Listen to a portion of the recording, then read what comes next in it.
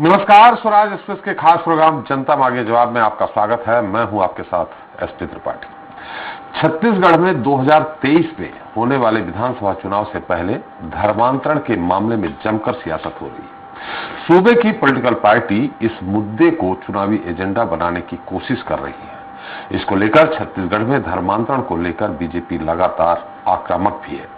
BJP ने इसको लेकर आज जेल भरो आंदोलन किया। यद्यपि पहले भी विपक्ष इस मुद्दे को लेकर सरकार को निशाने पर लेता रहा है। हालांकि विधानसभा के आम चुनाव को अभी काफी वक्त बाकी है, लेकिन फिलहाल छत्तीसगढ़ में बीजेपी ने चुनाव से पहले ही धर्मांतरण के मुद्दे को प्रमुख मुद्दा बना लिया है। छत्तीसगढ़ में धर्मांतरण को लेकर सियासत चरम पर है। विपक्षी दल बीजेपी लगातार इस मामले में सरकार को घेरने की कोशिश कर रही है।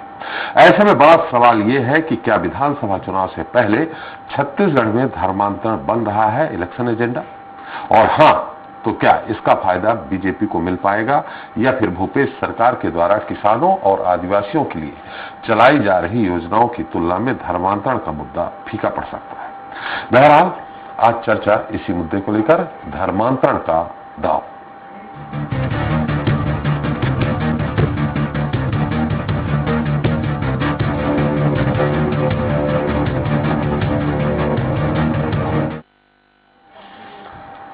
तो इन दिनों धर्म और धर्मांतरण को लेकर छत्तीसगढ़ की सियासत गरमाई हुई है। पिछले 2 महीनों से बीजेपी कथित धर्मांतरण के मुद्दे पर सरकार को घेरने का प्रयास कर रही है। बीजेपी के नेता लगातार भूपेश सरकार पर आरोप लगा रहे हैं कि सरकार धर्मांतरण को बढ़ावा दे रही है, जिसकी वजह से प्रदेश भर में लगातार धर्मांतरण करने वाले के हौसले बुलंद है। इसी को मुद्दा बनाकर आज एक बार फिर राजधानी रायपुर में बीजेपी के सभी 16 मंडलों के कार्यकर्ता बड़े नेताओं के नेतृत्व में सीएम निवास का घेराव करने निकले। वहीं कांग्रेस सरकार के प्रवक्ता मंत्री रविंद्र चौबे का कहना है कि बीजेपी के पास कोई मुद्दा नहीं है, इसलिए धर्मांतरण के सहारे कुर्सी और वोट हासिल करना ही एकमात्र मकसद रह गया है। आज चर्चा इसी मुद्दे को लेकर, लेकिन उसके पहले देख लेते एक हमारी खास रिपोर्ट।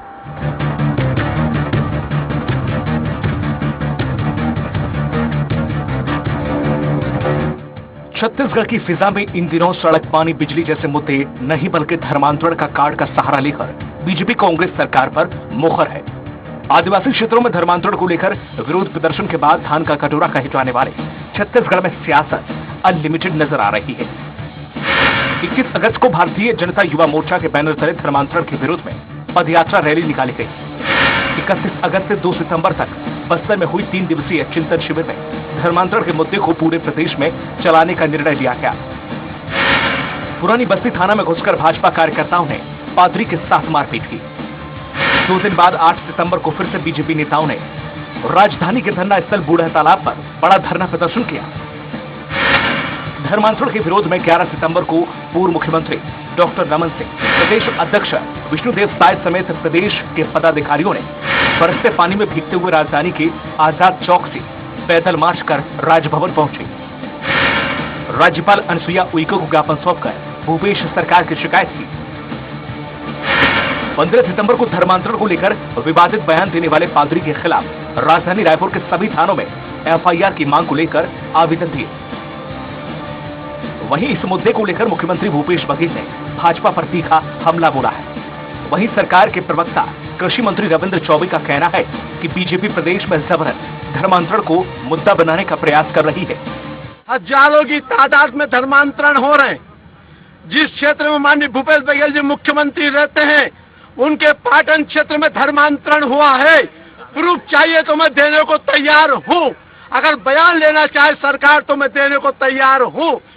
देखिए, भारतीय जनता पार्टी धर्मांतरण को छत्तीसगढ़ में मुद्दा बनाने की कोशिश कर रही है। मेरा प्रश्न है, ये गंभीर प्रश्न है। अब देखना ही होगा कि ये पैच कहां फंसा है और आने वाले समय में बीजेपी क्या सबूत पेश कर सरकार को बैकफुट पर भेजती है, या इसी तरह आगामी चुनाव तक कथित धर्मांतरण के हवा हवाई मुद्दे के सहारे वोट और सत्ता हासिल करने वाला एजेंडा चलाती रहेगी। रायपुर से दिलीप साहू की रिपोर्ट। तो इस मुद्दे पर ज्यादा चर्चा करने के मौजूद हैं कांग्रेस प्रवक्ता सुरेंद्र वर्मा जी हैं, आपका बहुत बहुत स्वागत है। बीजेपी प्रवक्ता अनुराग सिंह देव जी हैं, आपका भी स्वागत है। और विशेष टिप्पणी के लिए हमारे साथ मौजूद है वरिष्ठ पत्रकार बाबूलाल शर्मा जी। शर्मा जी, आपका भी बहुत स्वागत है। एक बार फिर उसी मुद्दे पर हम और आप बैठे हुए हैं जिस मुद्दे पे कम से कम 2-3 बार चर्चा हो चुकी है। अनुराग सिंह जी, आप थोड़ा सा कम दिख रहे हैं, धुंधले दिख रहे हैं, लाइट कम है लगता है, फिर भी आवाज तो आ रही होगी आपको हमारी? जी आ रही है सर, आवाज आ रही है जी। मैं ये जानना चाहूंगा आपसे कि क्या कोई बीजेपी के पास और मुद्दा नहीं है? लगातार 1.5-2 महीने 3 महीने से यही मुद्दा है। बाकी भी आप खुद गिनाते हैं, बीजेपी के लोग खुद गिनाते हैं कि जो संकल्प पत्र है इनका, जो वादा निभाओ पत्र है, उसमें बहुत सारे जो 35-36 पॉइंट हैं उसमें बहुत सारे मुद्दे रह गए हैं। उन मुद्दों को, जो जनहित के मुद्दे हैं, उनको क्यों नहीं ले रहे हैं?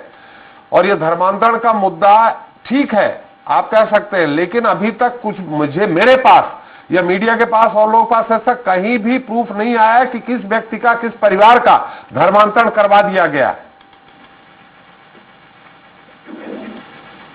देखिए, ये अपने आप में तो बहुत ज्वलंत मुद्दा है। इस पर किसी ये आवश्यकता नहीं है कि इसको कितनी प्राथमिकता दी जाए, लेकिन पिछले लगातार 2-3 वर्षों के अंदर जिस प्रकार से धर्मांतरण बढ़े हैं, और मैं तो सिर्फ एक पॉइंट लूंगा इसमें कि सुकमा एसपी ने इसको कानून और व्यवस्था से जोड़ते हुए इसे गंभीर चुनौती माना है, और चुनौती मानते हुए ये कहा है कि आने वाले समय में ये बहुत घातक स्थिति निर्मित हो सकती है, वर्ग संघर्ष और कानून व्यवस्था की स्थिति निर्मित हो सकती है। जी। तो मेरे ख्याल से ये विषय पर्याप्त है किसी भी सरकार के संज्ञान लेने की, लेकिन दुर्भाग्य है कि ये सरकार संज्ञान नहीं लेती है।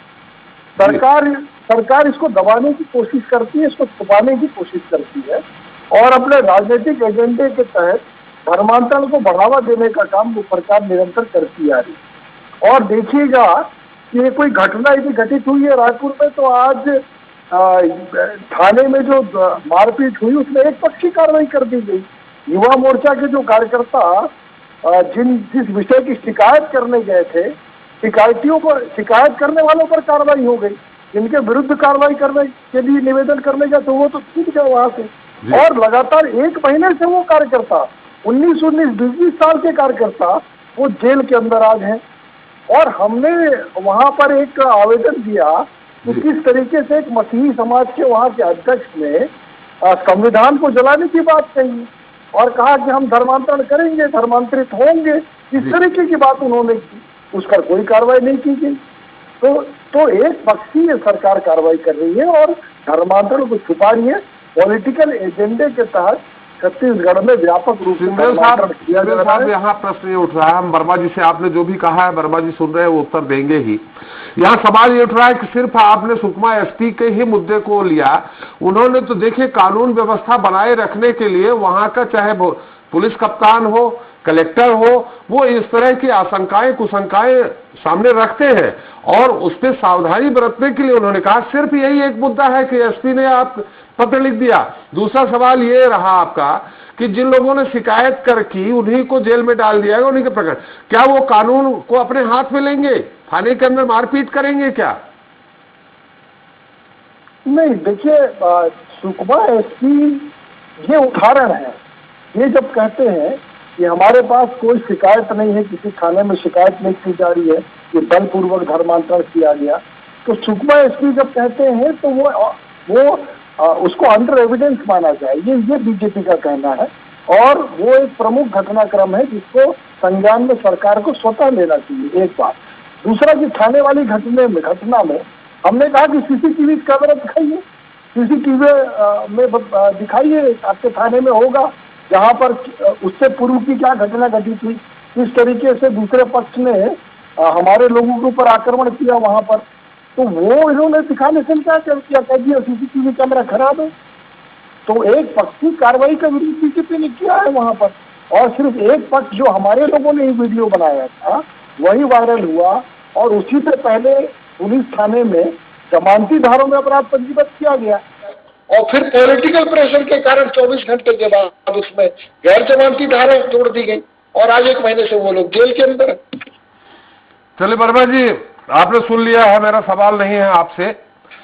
लेकिन सवाल यहाँ ये भी है कि जैसा वो कह रहे हैं कि एक तरफा कार्रवाई की गई है, ठीक है, बहुत कड़ी कार्रवाई की गई है, लेकिन चूंकि ये धर्म का मुद्दा बड़ा संवेदनशील मुद्दा है, ऐसे में दोनों पक्षों को मिलकर के दोनों पक्षों पे समान कार्रवाई करते, या और बहुत सारे सरकार के पास बहुत सारे हथियार होते हैं, इसको वहां दफन करने की जरूरत थी, ना कि उसमें और चिंगारी डालने की, चिंगारी लगाने की।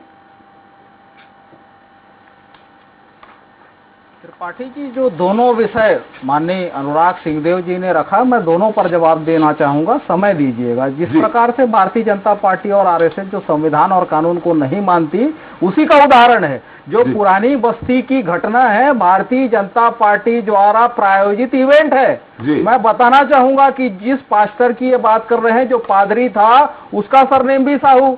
जिस लड़के ने भारतीय जनता पार्टी के संरक्षण में मारपीट की, थाने में घुसकर कानून को अपने हाथ में लिया, उसका सरनेम भी साहू। और जब कानूनी प्रक्रिया में पुलिस विभाग ने अपना काम किया तो जमानत का आवेदन लगाने वाले जो शख्स थे वो मुस्लिम। तो ये भारतीय जनता पार्टी, देखिए त्रिपाठी जी, बहुत स्पष्ट है। आज इनको धर्मांतरण क्यों सूझ रहा है? क्योंकि ये 15 साल के कुशासन के बाद बुरी तरह से छत्तीसगढ़ में नकार दिए गए। माननीय मूड़त जी का बयान सुन रहा था, कद्दावर मंत्री थे, वो प्रूफ देने की बात करते हैं। देखिए त्रिपाठी जी, बहुत गंभीर विषय है। संविधान के अनुच्छेद 25 से 28 के बीच धार्मिक स्वतंत्रता का अधिकार मौलिक अधिकार में शामिल है, और मौलिक अधिकार की स्वाभाविक संरक्षक हाईकोर्ट और सुप्रीम कोर्ट होते हैं।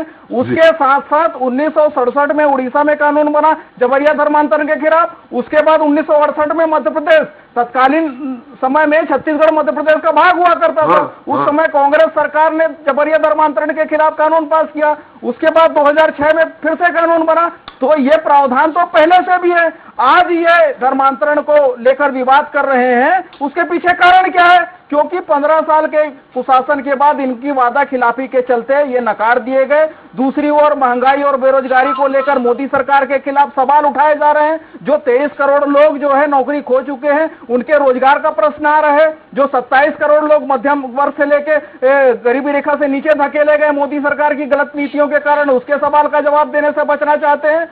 लगातार इनके समय में राम विचार नेताम का पत्र पढ़ ले, इनके 15 साल में सबसे ज्यादा धर्मांतरण हुए और छत्तीसगढ़ में सबसे ज्यादा चर्च बने।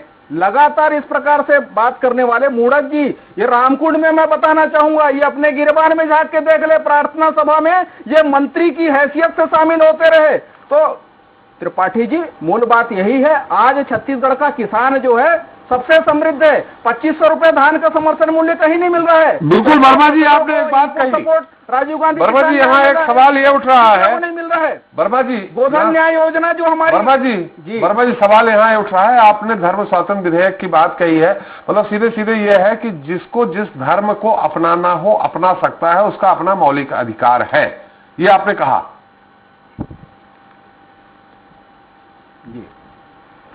ये आपने कहा ना? मेरी आवाज, ये संविधान में नहीं था, ये मौलिक अधिकार है मेरे कहने से। बिल्कुल, ये संविधान में निहित मौलिक अधिकार है और ये पूरी स्वतंत्रता है। जी बिल्कुल स्वतंत्रता है, विधेयक ही ऐसा है, संविधान ऐसा है। लेकिन आपकी सरकार है, क्या ऐसा हो रहा है क्या छत्तीसगढ़ में कि लोग अपनी मर्जी से धर्मांतरण कर रहे हैं? अपनी मर्जी से, जबरिया नहीं, अपनी मर्जी से कर रहे हैं, ऐसा हो रहा है क्या? त्रिपाठी जी, मैं दावे के साथ कहता हूं कि इस प्रकार का कोई मामला नहीं है। भारतीय जनता पार्टी के नेताओं को चुनौती देता हूं कि FIR कराए, क्योंकि यह कानूनन अपराध है। या तो हलफनामा प्रस्तुत करे, जिस प्रकार से ये तथ्यहीन आरोप मीडिया में लगा रहे हैं मूड़त जी की प्रूफ देने की बात करते हैं, ये हलफनामा प्रस्तुत करे, FIR बाजी करके मुद्दों पर ये वोट राजनीति है, ये मुंह की खाते हैं भारतीय जनता पार्टी और आरएसएस का देखते रहे हैं। ये बांटने और काटने के कुछ प्रयास ये राजनीतिक हथियार है। का जो देखिए, जो सुखना जिक्र कर रहे हैं, कानून व्यवस्था बनाए रखना और इस प्रकार के जो षड्यंत्रकारी लोग हैं भाजपा और आरएसएस के जो चला रहे हैं, तो कथा बरतने में कहा लिखा है, यदि माताओं पर इस्तीफा लिखते हैं, इस प्रकार की व्यवस्था के प्रकार के उपाय के चलते यदि कानून व्यवस्था के मद्देनजर अतिरिक्त सावधानी बरती जाए तो फिर आपत्ति क्या है? बिल्कुल, हालांकि ये जो भी मूड़त जी ने कहा है, आपकी सरकार है, जांच करवा लीजिएगा। बाबूलाल जी, क्या ये मुद्दा ऐसे हमें लगता है दूसरी या तीसरी बार, इसके पहले भी मैंने धर्मांतरण को लेके आपने निश्चित तौर पे टिप्पणी की थी कि मुद्दा ऐसा है, सही नाम भी दिया है, उस समय हमने नाम दिया था धर्मांतरण को लेकर के, धर्मांतरण की धमक। अब हमारे पास इतनी बार इस पे चर्चा होने लगी कि मेरे पास अब नाम देने के लिए शब्द घट रहे हैं कि क्या नाम दे दूं।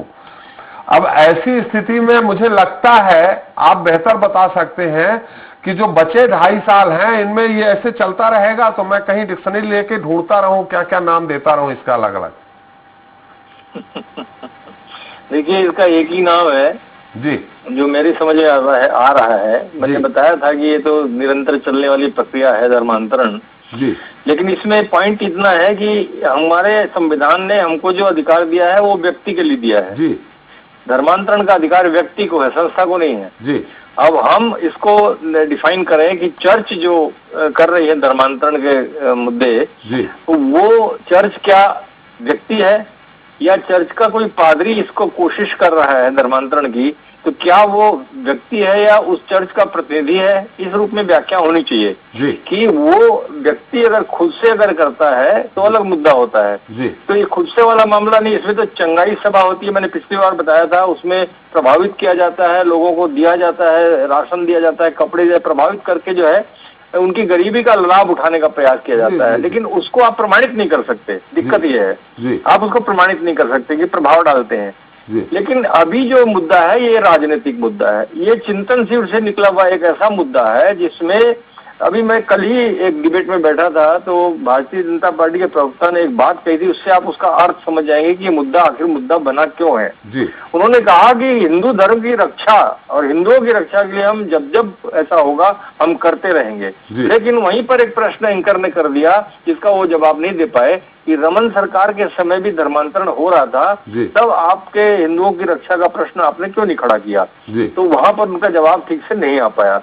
सबसे बड़ा प्रश्न यही है कि आदिवासी हिंदू नहीं माने जाएंगे, उसमें साफ है। तो ये जो परिस्थितियां हैं तो कैसे क्या होगा?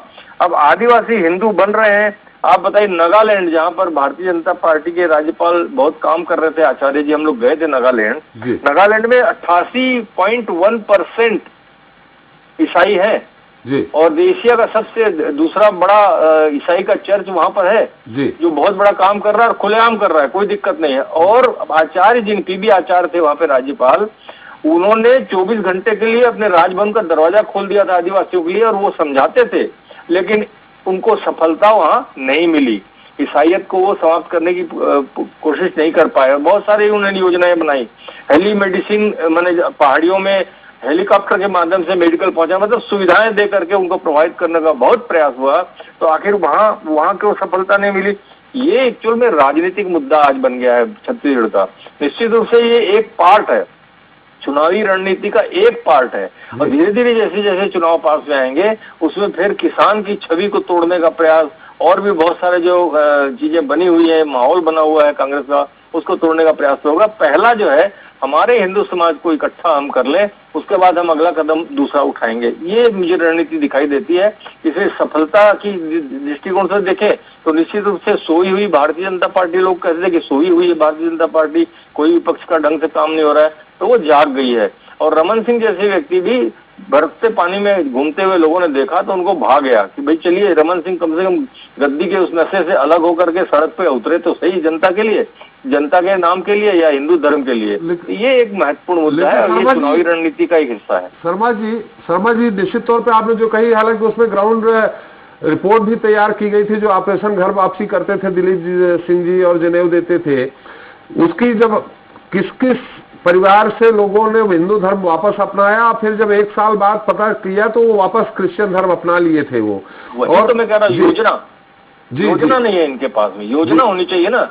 आप अच्छा, आपने रमन सिंह सरकार के समय में 15 साल क्यों नहीं आंदोलन किए, क्यों नहीं इस बात को रोका? उस समय भी हो रहा था, लेकिन देखिए सत्ता का चरित्र जो है वो एक ही जैसा है। जो सत्ता में बैठा होता है वो अपनी सुरक्षा चाहता है, हर हाल में सुरक्षा चाहता है। क्या अभी नहीं हो रहा है? अभी भी हो रहा है, धर्मांतरण हो रहा है और जबरिया भी हो रहा है। लेकिन सरकार जो है इसको कैसे स्वीकार कर ले, स्वीकार कर लेगी तो फिर ये विपक्ष की बात तो मजबूत हो जाएगी। ये सारी चीजें सत्ता के चरित्र की वजह से होती है, सत्ता अपने ढंग से चलाई जाती है। आज मणिपुर में देख लीजिए 41% मतलब 50-50 की स्थिति मणिपुर में हो रही है, ईसाई और बाकी समाज की, है ना, और कई जगह तो हिंदुओं की स्थिति अच्छी नहीं है। तो ये सारी चीजें जो है, हम मानते हैं इस बात को कि जबरिया धर्मांतरण किसी हाल नहीं होना चाहिए। संविधान में जो व्यवस्था है, कोई व्यक्ति अगर चाहता है कि मैं किसी दूसरे धर्म में जाऊं, तो हिंदू भी बन रहे हैं लोग, कई तो आदिवासी ने हिंदू धर्म को स्वीकार किया है। बहुत सारी बातें आप देखेंगे तो झारखंड में देख लीजिए, झारखंड के अंदर भी ये चीजें हैं।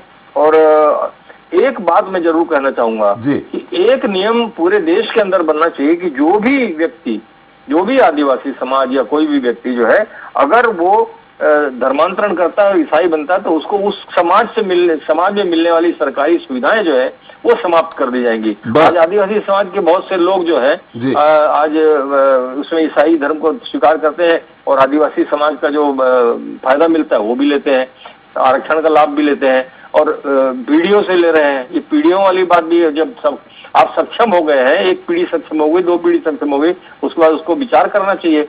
ये सारी चीजें जो है एक नासूर के रूप में हमारे देश में जो है वो पनप रही है। बिल्कुल सही कहा आपने। अजीत जोगी जी खुद सुरक्षित सीट से लड़ते रहे हैं। सिंहदेव साहब, बहुत सारे और मुद्दे हैं, जैसा कि अभी बाबूलाल जी ने कहा है कि अगर आप केंद्र में आपकी सरकार है, अगर आपने धर्म परिवर्तन कर लिया है तो आपको आदिवासी होने के नाते जो आरक्षण का लाभ, अन्य सुविधाएं मिलती थी, उस तरफ काम करिए।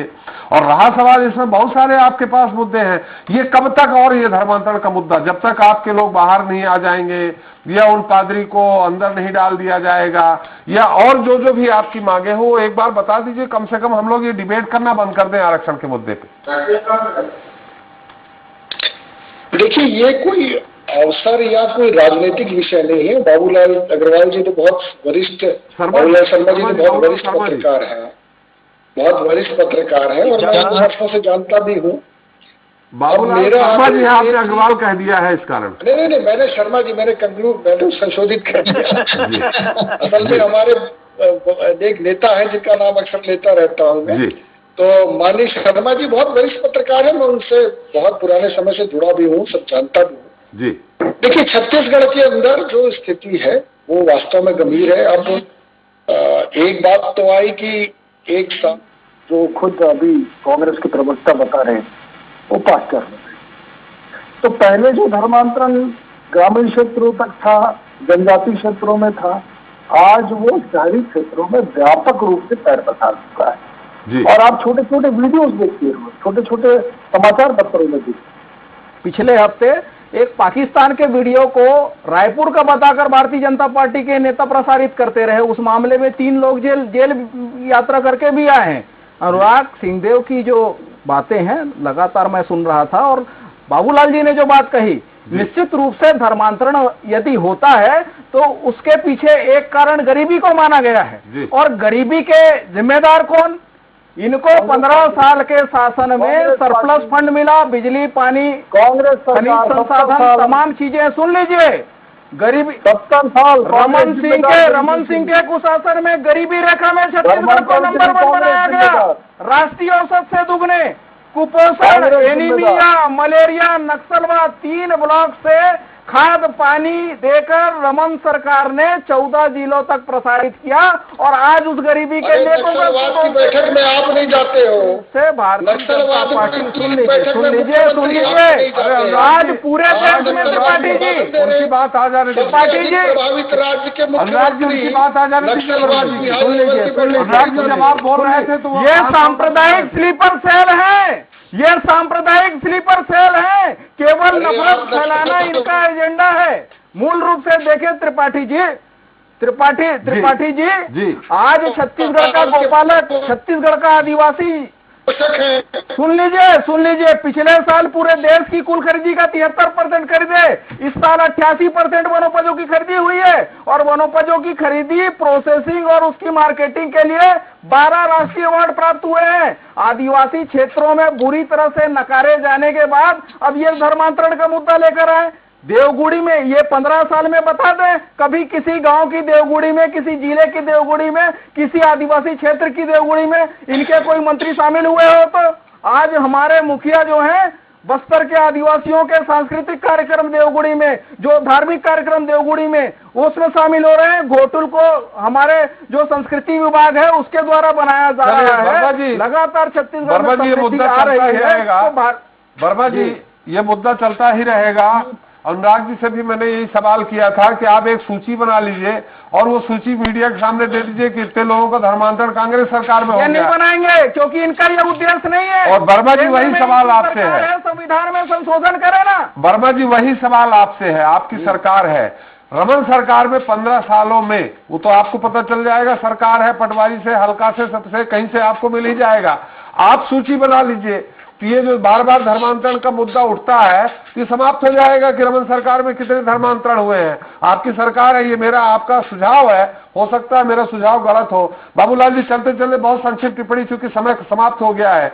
जैसा कि मैंने सुझाव दिया है, अगर दोनों पार्टी ये ले आए तो मुझे लगता है कि धर्मांतरण का मुद्दा जो जनहित के मुद्दे हैं उनको भटका रहा है, तो शायद ये बेहतर होगा। हाँ, दोनों दल स्वीकार नहीं कर रहे हैं। उसको स्वीकार कराने का तरीका तो आपने जो कहा वही है कि अपने अपने प्रमाण प्रस्तुत करें। मैं इसमें एक बात और कहना चाहता हूँ कि देखिए, सुधार आप करना चाहते हैं, धर्मांतरण में सुधार होना चाहिए, नहीं होना चाहिए, इस तरीके से तो आप तय कीजिए। भारतीय जनता पार्टी को इस बात को तय करना पड़ेगा कि आपको घर वापसी शांतिपूर्ण ढंग से करवानी है या जो है हिंसा के माध्यम से करवानी है। हिंसा मैं समझता हूँ इसका समाधान नहीं है। इसलिए जो है समस्या को समस्या की तरह मान करके दोनों दल अपने अपने तरीके से उसको समाप्त करने का प्रयास करें। कोई किसी को समर्थन न दे, ऐसे कामों को कोई समर्थन नहीं होना चाहिए जो जबरिया धर्मांतरण होता है। और दोनों दलों को इस बात को गंभीरता से सोचना है कि हिंसा के रास्ते पे जाएंगे, आरोप प्रत्यारोप के रास्ते पे जाएंगे या शांतिपूर्ण ढंग से घर वापसी कराएंगे। एक लिस्ट बना करके दोनों दल जो है उसमें लगे कि ऐसा नहीं होना चाहिए। मुद्दा समाप्त हो जाएगा। वर्मा जी आप कुछ कहना चाह रहे थे लेकिन समय समाप्त हो गया, क्षमा चाहूंगा। निश्चित तौर पर मेरा सुझाव है, आपकी सरकार है, बहुत जल्दी आप कर सकते हैं, फिर ये न मुख्यमंत्री निवास का घेराव होगा न अन्य कोई बातें होंगी। बहुत बहुत धन्यवाद वर्मा जी आपका भी, सिंगदेव जी आपका भी, बाबूलाल जी आपका भी हमारे साथ चर्चा में शरीक होने के। तो धर्मांतरण के मामले में कांग्रेस का कहना है कि बीजेपी के पास इस वक्त कोई मुद्दा नहीं है और इसलिए धर्मांतरण को ही चुनावी एजेंडा मानकर चल रही है। लेकिन छत्तीसगढ़ शांत प्रदेश है और धर्मांतरण जैसे मुद्दों से बीजेपी सामाजिक सौहार्द बिगाड़ने का काम कर रही है। वही बीजेपी का कहना है कि धर्मांतरण कांग्रेस के लिए मुद्दा हो सकता है लेकिन बीजेपी के लिए ये प्राथमिकता है। सरकार कह रही है कि धर्मांतरण के मामलों में एफआईआर दर्ज की जाएगी लेकिन प्रदेश में कहीं भी ऐसा नहीं हो रहा। बहरहाल छत्तीसगढ़ में और भी जनता के हित से जुड़े मुद्दे हैं लेकिन उसके बाद भी भाजपा सिर्फ धर्म को अपना हथियार बनाकर सियासी खेल खेल रही है। देखने वाली बात होगी कि इस मुद्दे का जनता के ऊपर कितना असर होता है।